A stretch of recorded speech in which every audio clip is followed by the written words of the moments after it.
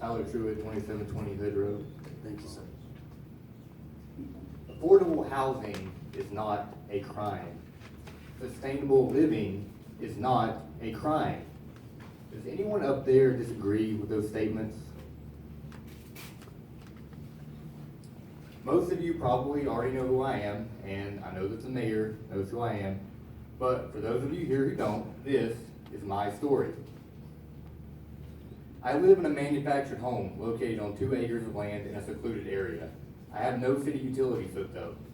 We use solar power and rainwater to supply our needs.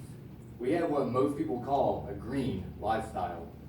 Our home and land is 100% bought and paid for in cash. We live a debt-free lifestyle. I live this way not by necessity, but by choice. I live this way because this home and this life is my dream. For the last year, the city of Huntsville has been trying to take this home, this dream away from us. They are trying to force us out of our own home and off our own property, all because I live in a manufactured home, or what they call a trailer, and I don't have their city utilities hooked up. I have had guns drawn on me and threats of arrest and jail if I don't leave. My house was condemned for unsafe conditions. I was told by one city official he would rather us be homeless than to keep living in our own house. Why? I'm really not sure, but probably because my house is not pretty enough or expensive enough for this city.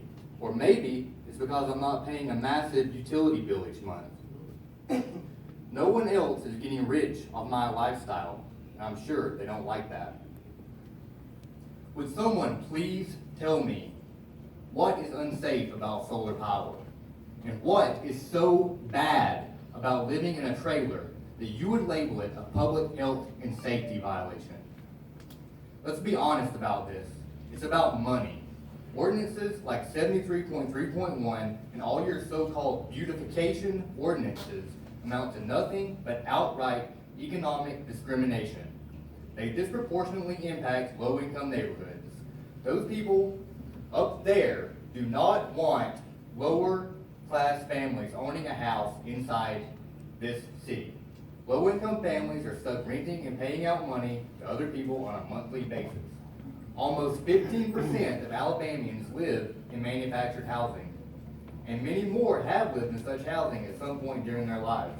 In a time where the average price of starter homes has increased almost 300% in the last decade, manufactured homes are a major source of affordable housing for young and low-income families.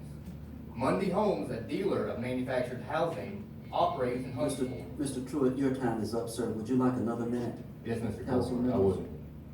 You guys, thank you. You may proceed, sir. Mundy Homes, a dealer of manufactured housing, operates in Huntsville, right off the parkway in plain sight. Yet we are not allowed to live in a product they sell within the city. What else, other than money, would this city want to take that option away from us? Low-income neighborhoods also bear the brunt of citations and fines. Go down to the municipal courthouse on any Wednesday morning and see what I'm talking about. There are lines of people just waiting to pay out fines for the most trivial of offenses. Old ladies are being harassed for not keeping their lawns perfectly manicured, and people are threatened over the color of paint on their houses that doesn't match. The city inspectors prey upon the old, the poor, and the disadvantaged. It's absolutely disgusting. My case is just one of many cases all over this city, but it has opened my eyes to a problem. We are tired of being bullied and harassed by our own tyrannical governments who think they know how to run our lives better than we do. Your time is up, sir. Thank you so kindly. Mr. Culver, I would like to continue, please. Sir, you can't. Your time is up, sir. I'm sorry. Thank you. We will address your concerns. Is someone from Huntsville Utilities here? A representative? Mr. Whitley, if you state your name and address, please. Here, State your Huntsville name and address. Utilities.